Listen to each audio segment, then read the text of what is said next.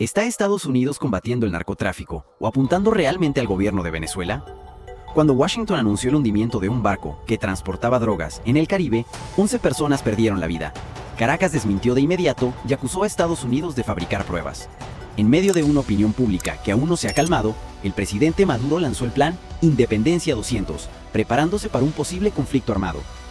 Acompáñanos a seguir los últimos acontecimientos relacionados con la creciente tensión entre Estados Unidos y Venezuela en el siguiente resumen. El 2 de septiembre, Estados Unidos llevó a cabo un ataque aéreo que hundió una embarcación proveniente de Venezuela en el Caribe, causando la muerte de 11 personas.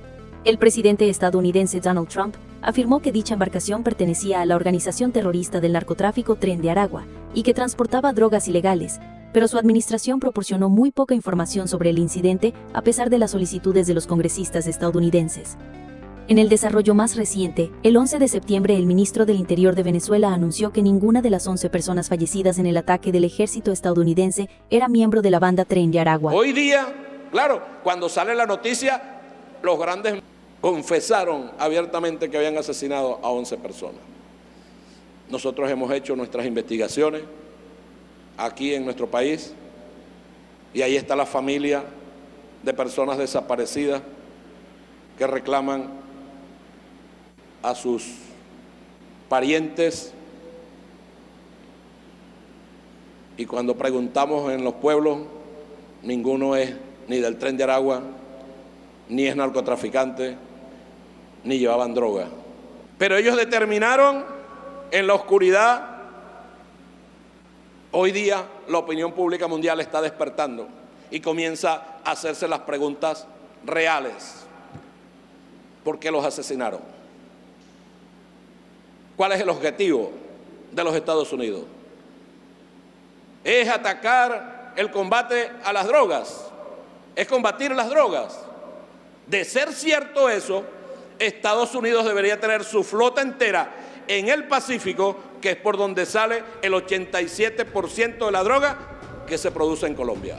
El ministro del Interior de Venezuela también desmintió la afirmación de las autoridades estadounidenses de que el barco atacado transportaba 11 personas y drogas, explicando que el video publicado por la Casa Blanca la semana pasada parecía mostrar solo un pequeño bote de pesca conocido como Peñero. Según la agencia de noticias AP, el ataque militar estadounidense contra el barco que la Casa Blanca afirmó transportaba drogas desde Venezuela ocurrió después de que la embarcación diera la vuelta hacia la costa, lo que generó nuevas preguntas de los congresistas estadounidenses, quienes exigen más información sobre la operación. En una reunión a puertas cerradas en el Capitolio, funcionarios de Seguridad Nacional admitieron esta semana que el barco que transportaba 11 personas, a quienes la administración del presidente Donald Trump calificó como miembros de la banda Tren de Aragua, fue blanco de múltiples ataques del ejército estadounidense tras cambiar de dirección. Esta información fue revelada por dos fuentes anónimas debido a la naturaleza privada de la reunión. The New York Times fue el primer medio en informar sobre este nuevo desarrollo.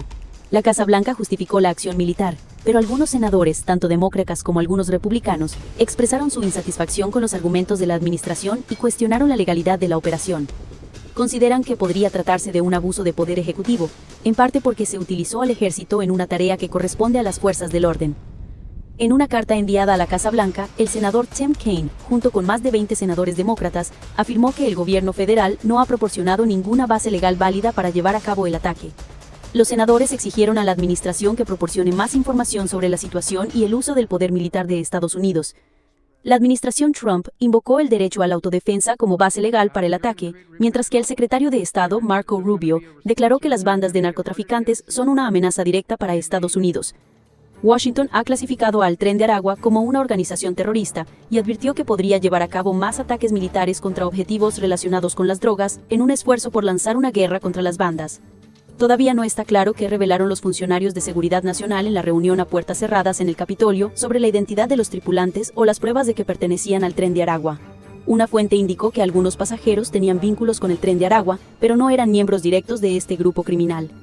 También se desconoce si los funcionarios proporcionaron información sobre el destino del barco o si realmente transportaba drogas.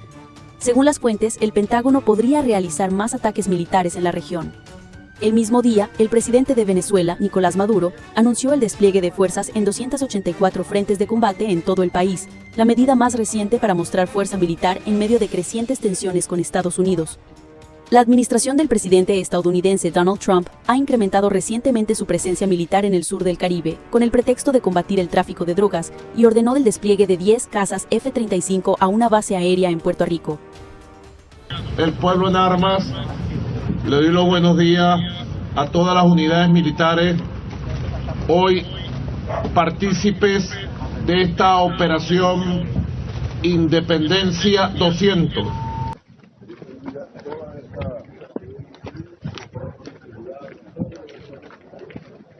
Nombre de Cristo Redentor. Nosotros solamente estamos defendiendo el derecho a la paz de Venezuela. Nadie puede venir a perturbar ni la independencia, ni la integridad territorial, ni la soberanía, ni el derecho a la paz de nuestro pueblo. Porque este pueblo tiene quien lo defienda.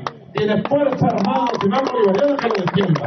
Tiene Milicia Nacional Bolivariana que lo defienda. Anteriormente, el gobierno de Venezuela también anunció el refuerzo de 25.000 soldados en los estados fronterizos con Colombia, considerada un centro de tráfico de drogas. También el 11 de septiembre, la vicepresidenta de Venezuela, Delcy Rodríguez, advirtió que un ataque militar contra el país provocaría uno de los peores disturbios que América haya visto. Rodríguez afirmó: Estados Unidos ha decidido llevar la guerra a este hemisferio. Debemos advertir a los pueblos del Caribe, América del Sur, América Central y al pueblo estadounidense que un ataque militar contra Venezuela iniciará uno de los peores disturbios que este continente haya experimentado. En una conferencia del Partido Socialista Unido de Venezuela, transmitida en vivo por Venezolana de Televisión, VTV, Rodríguez afirmó que Estados Unidos, tras el fracaso de una guerra comercial indiscriminada, entra en una nueva fase en la que necesita la energía de Venezuela y los grandes recursos de este país sudamericano. Rodríguez también sostuvo que las acusaciones de Estados Unidos contra el gobierno venezolano, incluidas las relacionadas con el tráfico de drogas, son parte de un plan para justificar una invasión e intervención militar. La vicepresidenta venezolana afirmó que el país no produce drogas, no tiene centros de acopio, ni es una de las principales rutas de transporte de drogas.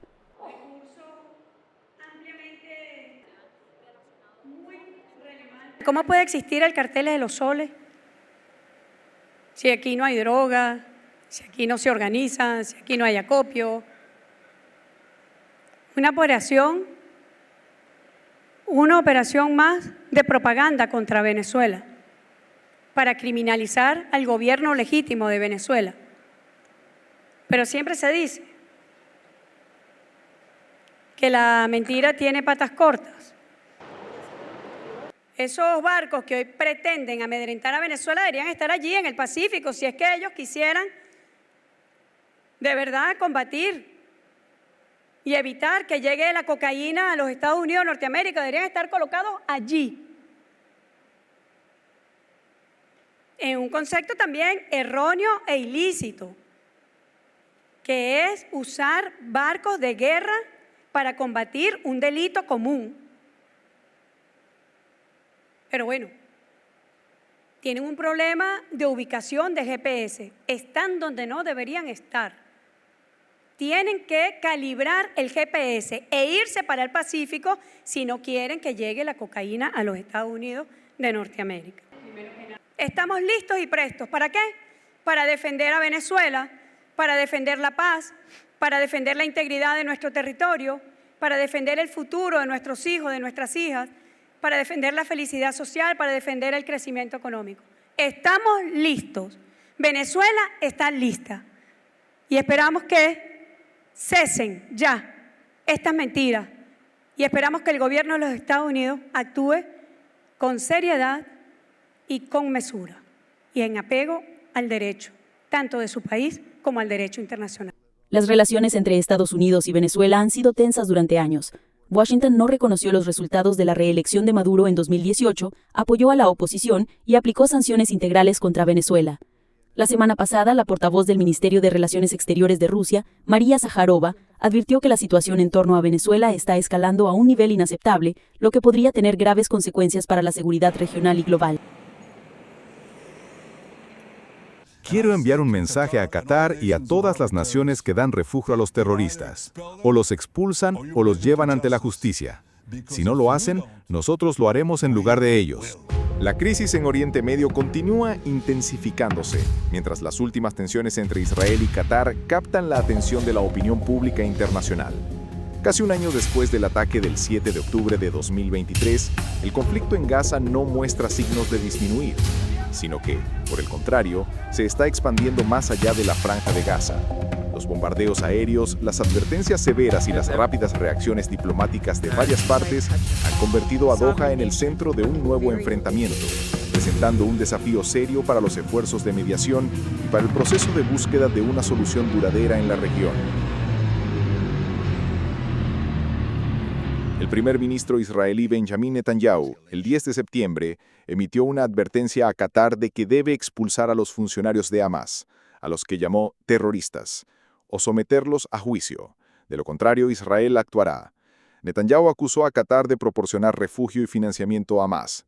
En respuesta, el Ministerio de Asuntos Exteriores de Qatar condenó lo que describieron como amenazas flagrantes de violar la soberanía nacional por parte del primer ministro Netanyahu. Nosotros también tenemos nuestro propio 11 de septiembre. Recordamos el 7 de octubre. Ese día, los terroristas islamistas radicales perpetraron la tragedia más brutal contra los judíos desde el Holocausto. ¿Qué hizo Estados Unidos después del 11 de septiembre? Se comprometieron a perseguir a los terroristas que cometieron esos horrendos crímenes, donde quiera que estuvieran. 2 semanas después, Estados Unidos también impulsó una resolución del Consejo de Seguridad de las Naciones Unidas que afirmaba que los gobiernos no deben dar refugio a los terroristas. Ayer, actuamos en ese espíritu. Perseguimos a los líderes de la masacre del 7 de octubre, y lo hicimos en Qatar, un lugar que tolera a los terroristas, que nutre a Hamás, que proporciona a sus líderes villas lujosas, que les da todo. Quiero enviar un mensaje a Qatar y a todas las naciones que dan refugio a los terroristas. O los expulsan, o los llevan ante la justicia. Si no lo hacen, nosotros lo haremos.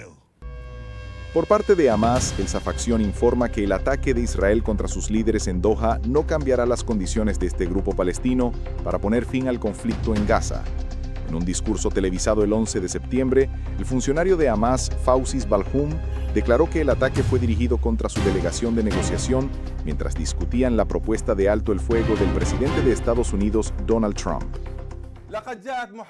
El intento fallido de asesinato contra la delegación de negociación del movimiento en la capital Doha, Qatar, ocurrió apenas un día después de que el primer ministro de este país presentara una nueva propuesta a la dirección. Cuando ocurrió el acto terrorista, la delegación de negociación estaba discutiendo la respuesta a dicha propuesta y fue atacada de manera descarada, directamente contra el papel mediador de Qatar. La bomba impactó en la residencia del jefe de la delegación. Afirmamos que este grave crimen, junto con otras acciones del sionismo, no hará tambalear nuestra postura ni nuestras claras demandas: poner fin a la agresión contra nuestro pueblo, retirar completamente las fuerzas de ocupación de la Franja de Gaza, llevar a cabo un intercambio sustancial de prisioneros, garantizar la ayuda humanitaria y la reconstrucción de Gaza. Hacemos un llamado a los líderes árabes e islámicos para que condenen firmemente el sionismo y utilicen todas las herramientas de poder, políticas, diplomáticas, económicas y legales, para presionar a Netanyahu y a su gobierno de ideología fascista a rendir cuentas por sus crímenes, y para que trabajen en poner fin a la agresión, la guerra de exterminio, el desplazamiento y la hambruna que se llevan a cabo contra el pueblo de la Franja de Gaza. Reafirmamos nuestra lealtad a la causa nacional. Con la sangre de los mártires y los sacrificios de nuestro pueblo, los prisioneros y los heridos, persistiremos en el camino de la resistencia con determinación hasta que la agresión termine, y nuestra tierra y nuestros lugares sagrados sean liberados. El mismo día, el Consejo de Seguridad de las Naciones Unidas condenó los recientes ataques contra la capital de Qatar, Doha, pero no mencionó directamente a Israel en la declaración aprobada por unanimidad por los 15 miembros, incluidos Estados Unidos, aliado de Israel. Israel llevó a cabo ataques aéreos contra líderes políticos de Hamás en Doha el 9 de septiembre, marcando una nueva escalada en su campaña militar. Estados Unidos consideró que esta fue una acción unilateral que no sirve a los intereses de Washington ni de Tel Aviv. El embajador de Israel ante las Naciones Unidas, Danny Danon, afirmó que no existe un refugio seguro para los líderes de Hamás y enfatizó que Israel está listo para actuar contra ellos en cualquier lugar. Este ataque envía un mensaje que debe resonar en este salón. No es refugio para los terroristas, ya sea en Gaza, Teherán o Doha. No hay inmunidad para el terrorismo. Sin embargo, en este mismo Consejo, algunos miembros aún eligen otorgar legitimidad a Hamás, incluso protegerlo. Israel no lo hace. Actuaremos contra los líderes terroristas donde quiera que se escondan. Estados Unidos, que suele proteger a Israel en las Naciones Unidas, esta vez apoyó la declaración del Consejo de Seguridad, reflejando la insatisfacción del presidente Donald Trump con el ataque ordenado por el primer ministro Netanyahu. La declaración, redactada por el Reino Unido y Francia, enfatiza que los miembros del Consejo valoran la desescalada de tensiones, expresan solidaridad con Qatar y apoyan la soberanía y la integridad territorial de este país. La campaña de ataques en Doha ha enfrentado una fuerte condena de la comunidad internacional, particularmente sensible en el contexto de que Qatar está actuando como mediador en las negociaciones de alto el fuego en Gaza. El primer ministro de Qatar, Sheikh Mohammed bin Abdulrahman Al Thani, acusó a Israel de sabotear el proceso de negociación, pero afirmó que Doha sigue comprometida con su misión de mediación. Creemos firmemente en el camino de la reconciliación y la resolución de conflictos por medios pacíficos. El papel de Qatar ha sido reconocido por el mundo. Nuestros esfuerzos conjuntos con Estados Unidos y Egipto han dado resultados tangibles. 148 rehenes liberados. Ayuda humanitaria entregada a Gaza. Eso es un rayo de esperanza raro en Gaza. Pero el ataque de Israel a nuestro territorio, justo cuando las negociaciones estaban en curso, ha expuesto sus intenciones: sabotear las perspectivas de paz y prolongar el sufrimiento del pueblo palestino. Los palestinos están soportando un sufrimiento inimaginable. Esto también demuestra que los elementos extremistas que controlan el poder en Israel no tienen ningún interés en el destino de los rehenes. De lo contrario, ¿cómo se puede justificar el momento del ataque cuando la delegación de negociación de Hamás estaba discutiendo una nueva propuesta de Estados Unidos? Señor presidente, hoy me presento ante este Consejo y les insto a asumir su responsabilidad histórica. El silencio ante la ley de la selva, ante el ataque a una nación soberana, debilitará todos los esfuerzos internacionales. Y las perspectivas de paz en la región, continuar con ataques como estos, no solo apunta a Qatar, sino que también es una amenaza contra cualquier nación que esté contribuyendo a la paz, al mismo tiempo que erosiona la confianza en las Naciones Unidas. Bajo el liderazgo de nuestro emir, que Dios lo proteja, Qatar reafirma que continuará con su rol humanitario y diplomático para poner fin al derramamiento de sangre, al tiempo que no tolerará ninguna violación de su soberanía. Nos reservamos el derecho de responder con las herramientas que el derecho internacional permite. Pedimos paz, no guerra. La paz es nuestro camino y no vacilaremos ante los llamados a la guerra y a la destrucción. Los embajadores de Pakistán y Argelia también se pronunciaron con duras críticas, afirmando que Tel Aviv está intentando deliberadamente frustrar cualquier posibilidad de alcanzar la paz. La violencia engendra violencia. La impunidad alimenta la guerra. El silencio de la comunidad internacional, incluso de este Consejo de Seguridad, solo aumenta el caos. Sin embargo, este Consejo sigue maniatado, incapaz de señalar directamente al agresor o de considerar la agresión como una violación del derecho internacional. Mientras las frágiles negociaciones para un acuerdo de paz en Gaza estaban acercándose a un avance, el ataque al territorio de un mediador clave y a quienes participan directamente en las negociaciones es un acto deliberado para sabotear la diplomacia, desviar los esfuerzos por la paz y prolongar el sufrimiento de los civiles. Está claro que Israel, como potencia ocupante, está haciendo todo lo posible para frustrar cualquier posibilidad de paz. Esto también plantea una seria pregunta. ¿Es realmente una prioridad la liberación de los rehenes? La política de destrucción de Israel es completamente contraria al deseo de paz y estabilidad de la comunidad internacional. La encargada de negocios de Estados Unidos ante las Naciones Unidas, Dorothy Shea, aunque criticó la acción militar de Israel, reiteró la posición del presidente Trump de que esto podría convertirse en una oportunidad para la paz. Los bombardeos unilaterales en el territorio de Qatar, una nación soberana que está colaborando valientemente con Estados Unidos para promover la paz, no contribuyen a los objetivos de Israel ni de Estados Unidos. Sin embargo, tampoco es apropiado que algún miembro utilice esto como pretexto para cuestionar el compromiso de Israel con la liberación de los rehenes. El primer ministro Netanyahu confirmó al presidente Trump su deseo de paz en una llamada telefónica ayer. Aunque este incidente es lamentable, el presidente cree que puede ser una oportunidad para la paz. También se comprometió con el emir de Qatar y el primer ministro Al Thani a que un evento como este no se repetirá en territorio qatarí. El conflicto en Gaza estalló a partir del ataque de Hamas contra Israel el 7 de octubre de 2023, que causó la muerte de 1.200 personas y la captura de aproximadamente 251 personas como rehenes. Desde entonces, según las autoridades sanitarias locales, más de 64.000 personas, en su mayoría civiles, han muerto en Gaza. Los desarrollos tensos en torno a Israel, Hamas y Qatar muestran que la crisis en Gaza ha trascendido el ámbito del campo de batalla y se está extendiendo al frente diplomático. Los ataques aéreos, las declaraciones contundentes y las reacciones contrapuestas en las Naciones Unidas hacen que el riesgo de escalada del conflicto sea cada vez más evidente. En ese contexto, la opinión pública internacional deposita grandes expectativas en el rol mediador de los países árabes, Estados Unidos y la comunidad internacional, con el fin de buscar una solución política que ponga fin al vórtice de violencia y abra oportunidades para la paz en Oriente Medio.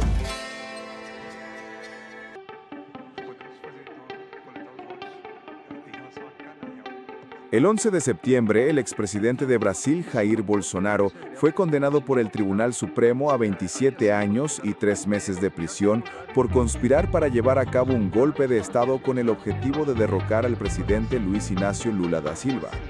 En este juicio histórico, 5 jueces votaron con un resultado de 4 votos a favor y 1 en contra para condenar al líder de la derecha y extrema derecha de Brasil.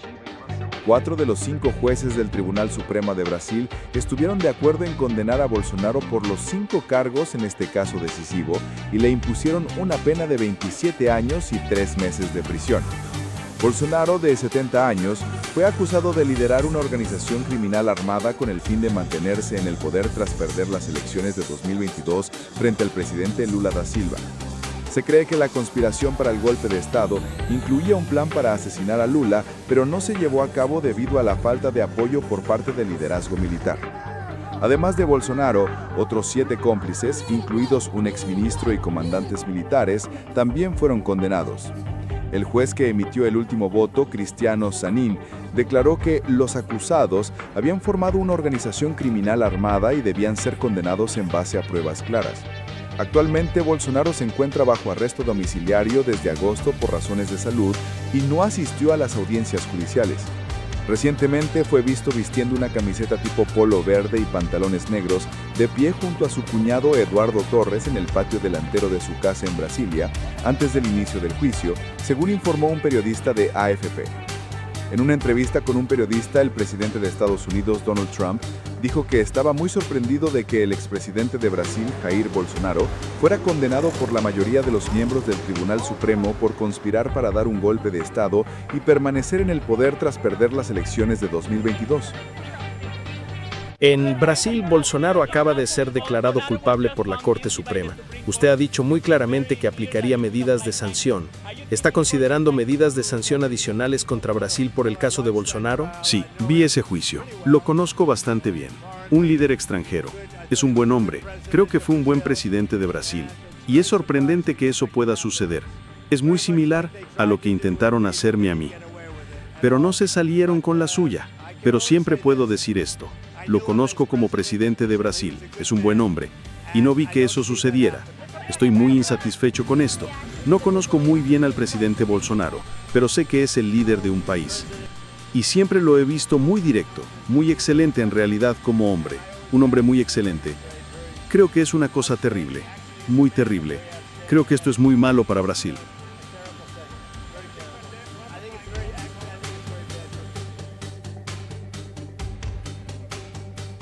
En la reacción en las redes sociales X, el senador Flavio Bolsonaro, hijo del expresidente, dijo que lo llaman un juicio, pero el resultado ya estaba predeterminado de antemano. El primer ministro polaco Donald Tusk, el 11 de septiembre, instó a los aliados de la OTAN a no hacer como si nada hubiera pasado, después de que Polonia derribara drones no tripulados sospechosos de ser rusos que ingresaron en su espacio aéreo el 10 de septiembre.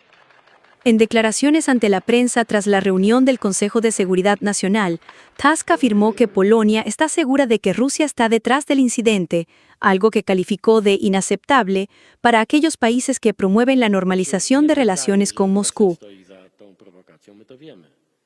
No creemos que Rusia esté detrás de esta provocación, lo sabemos con certeza. Sin embargo, también entiendo que para todos aquellos que desean perseguir algún tipo de normalización, estabilidad o política de apaciguamiento con Rusia, esta situación es realmente embarazosa. Porque si lo que ocurrió en el cielo polaco la noche del 10 de septiembre es verdad, es difícil fingir que no ha pasado nada. Espero que ninguno de nuestros aliados ignore esto, porque realmente ha sucedido.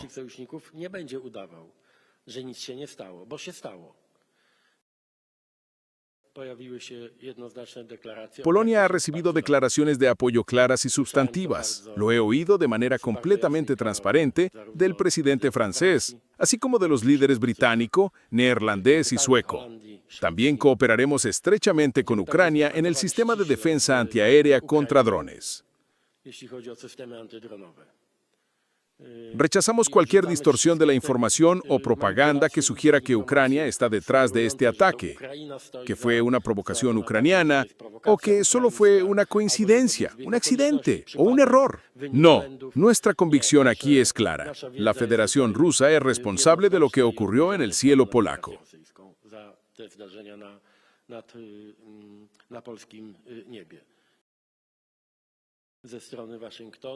En cuanto a Washington, este asunto no fue tema de discusión en la reunión del Consejo de Seguridad Nacional. Pero en un breve intercambio, el presidente Naurowski me tranquilizó al afirmar que Estados Unidos reafirma completamente su compromiso como aliado y apoyará a Polonia. Estados Unidos es un aliado clave, y sin importar el temperamento o las opiniones de cada político, estoy convencido de que Polonia puede contar con el aliado estadounidense cuando se trata de nuestra seguridad. Según el Ministerio de Defensa polaco, un total de 19 objetos voladores ingresaron en el espacio aéreo del país durante el gran ataque aéreo ruso contra Ucrania, y las fuerzas antiaéreas derribaron los objetivos que representaban una amenaza directa. El lado moscovita niega la responsabilidad, afirmando que no tenía planes de atacar ningún objetivo en Polonia.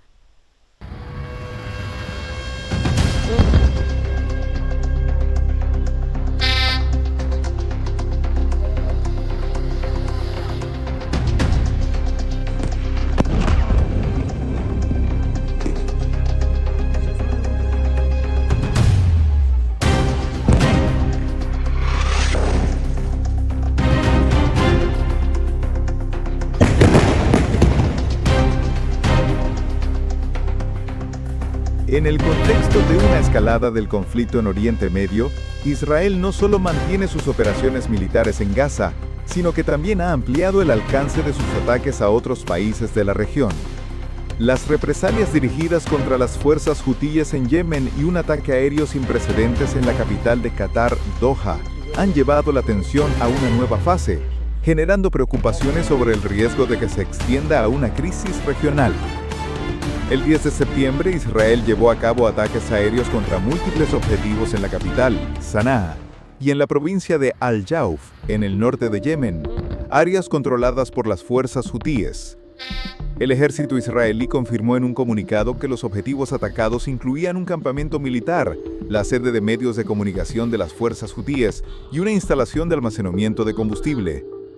Israel afirmó que esos ataques aéreos fueron en respuesta a una serie de ataques con drones y misiles llevados a cabo por el grupo armado yemení contra territorio israelí.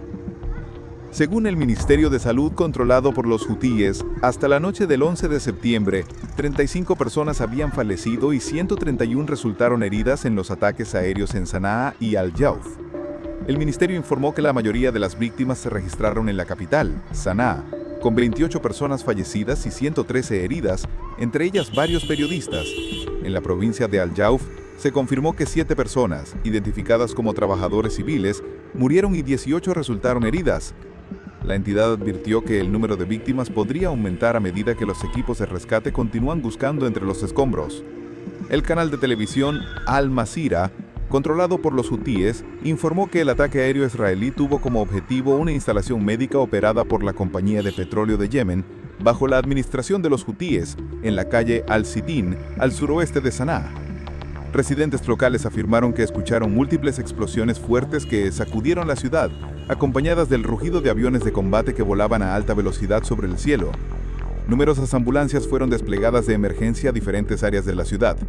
El canal Al Masira reportó que las fuerzas de defensa aérea hutíes enfrentaron a los aviones de combate israelíes en el cielo de Sanaa y señaló que algunos aviones se vieron obligados a retirarse antes de llevar a cabo los ataques aéreos y que la mayoría de los ataques fueron repelidos. Además, Al Masira también informó que Israel llevó a cabo ataques aéreos contra un complejo gubernamental controlado por los hutíes y una sucursal del Banco Central en el distrito de Al-Hasem, en la provincia de Al-Jauf, al norte. Los hutíes, que controlan gran parte del norte de Yemen, han estado atacando continuamente a Israel desde noviembre de 2023 para mostrar su apoyo a los palestinos en Gaza. El grupo ha intensificado sus ataques con misiles y drones desde el ataque aéreo israelí en Sanaa el mes pasado, que mató a 12 de sus líderes de alto rango.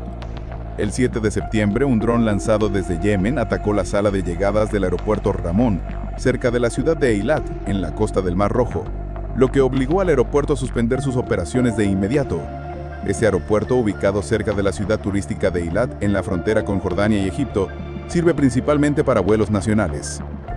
Inmediatamente después, Israel respondió bombardeando áreas controladas por los hutíes en Yemen, incluido el importante puerto de Judaida. Poco después del ataque en Yemen, Israel llevó a cabo un inédito bombardeo aéreo contra una zona residencial en la capital de Qatar, Doha, el martes 9 de septiembre, una acción que las autoridades israelíes describieron como un intento de asesinar a los líderes de Hamas. En una declaración conjunta, el ejército israelí y la agencia de seguridad Shin Bet confirmaron estar detrás del ataque al edificio, afirmando que el objetivo eran los líderes de Hamas directamente responsables de la masacre del 7 de octubre. Indicaron que utilizaron armas de precisión e información de inteligencia para minimizar las bajas civiles. El primer ministro Netanyahu describió esto como una operación llevada a cabo por completo por Israel. Por su parte, el primer ministro y ministro de Asuntos Exteriores de Qatar, Sheikh Mohammed bin Abdulrahman Al Thani, calificó el martes el ataque de Israel como un acto de terrorismo de Estado. Indicó que Qatar adoptará un enfoque integral para responder al ataque aéreo en Doha ocurrido ese mismo día y prevenir acciones similares en el futuro. Según él, Qatar está formando un equipo liderado por el ministro de Estado de Asuntos Exteriores, Mohammed bin Abdulaziz Al-Khulaifi, para promover medidas legales en respuesta al ataque en Doha. También señaló que el proceso de mediación para un alto al fuego y el intercambio de prisioneros en Gaza continuará, pero actualmente no se están llevando a cabo negociaciones tras el ataque aéreo de Israel en Doha. El primer ministro británico Keir Starmer condenó el ataque en Doha durante una reunión con el secretario general de la OTAN, Mark Rutte, en Downing Street. Starmer enfatizó la importancia de prevenir una mayor escalada en la región. Condeno los ataques aéreos llevados a cabo por Israel en Doha ayer. Estas acciones representan una violación de la soberanía de Qatar y no contribuyen en nada a la paz que el Reino Unido, junto con muchos aliados, ha prometido. Anoche, inmediatamente después del ataque, hablé con el emir de Qatar para expresar nuestro apoyo y solidaridad. Él dejó claro que, a pesar de los ataques, persistirá en buscar una solución diplomática para lograr un acuerdo de alto el fuego y avanzar hacia el objetivo de una solución de dos estados. El canciller alemán Friedrich Merz, el 9 de septiembre, calificó el ataque aéreo de Israel en la capital Doha como una violación de la soberanía y la integridad territorial de Qatar, afirmando que esto es inaceptable. Según un comunicado del gobierno federal alemán, durante una llamada telefónica con el emir de Qatar, Sheikh Tamim bin Hamad Al Thani, Merz expresó su indignación por el incidente. También enfatizó que la guerra no debe extenderse a toda la región. Es lamentable que Israel no escuche a sus amigos y la Unión Europea no puede quedarse al margen ante las imágenes horrendas de la situación en Gaza y Cisjordania que vemos diariamente en la televisión. Esta es una acción militar de Israel que viola el derecho internacional, infringe la soberanía de Qatar, un país que, al igual que unos pocos otros, ha tratado de desempeñar un papel mediador en este conflicto y hasta ahora ha contribuido de manera muy útil. En cuanto a las sanciones, primero quiero esperar los resultados de las discusiones internas en el Consejo Europeo, así como dentro de la coalición gobernante en Alemania. Estamos de acuerdo en que la acción de Israel es inaceptable. El ministro de Asuntos Exteriores alemán lo enfatizó anoche, y esa es también nuestra convicción común. El presidente libanés, Joseph Aoun, declaró que el ataque demuestra que Israel está buscando constantemente formas de socavar la estabilidad y la seguridad regional. al mismo tiempo que debilita los esfuerzos de Qatar para promover la paz y aliviar el sufrimiento del pueblo palestino. El mismo día, Hezbollah en Líbano emitió un comunicado, instando a los países árabes y a la comunidad internacional a actuar rápidamente contra Israel. El ataque de Israel ha provocado que numerosos ciudadanos yemeníes se reúnan en protestas en la Universidad de San... La violación de la soberanía de Qatar por parte de Israel, bajo el pretexto de atacar la sede de Hamás, demuestra claramente una cosa. Esta entidad no respeta ningún tratado ni acuerdo y considera al mundo entero como su objetivo. Imaginen un país que actúa como mediador en la reconciliación, siendo bombardeado y su soberanía pisoteada. Esto confirma que este enemigo, esta entidad, apunta a todos, sin excepción. Nosotros, el pueblo de Yemen, nos oponemos a las acciones de los sionistas en cualquier lugar, especialmente cuando se dirigen contra el pueblo de Qatar, nuestros hermanos que siempre nos han apoyado. Que una respetada nación árabe musulmana sea bombardeada por la entidad sionista es una burla al derecho internacional y una ofensa a todos los árabes y musulmanes. Nuestro mensaje a Qatar y a toda la comunidad musulmana es: apoyen al pueblo yemení, porque estamos listos para estar hombro con todos, para defender al pueblo palestino y a todas las naciones árabes y musulmanas. El ataque a Qatar, un país considerado como mediador en la reconciliación, no solo se percibe como una acción militar, sino también como un golpe a los esfuerzos diplomáticos regionales. Los acontecimientos que se suceden desde Gaza y Yemen hasta Qatar muestran que el conflicto en Oriente Medio está superando con creces los límites de una guerra bilateral entre Israel y Palestina. Las nuevas escaladas no solo han provocado graves víctimas, sino que también amenazan con romper los frágiles canales de diálogo que aún quedan. En este contexto, el riesgo de que estalle una crisis regional de gran envergadura resulta casi inevitable si la comunidad internacional no adopta medidas firmes y oportunas para contener la espiral de violencia en expansión.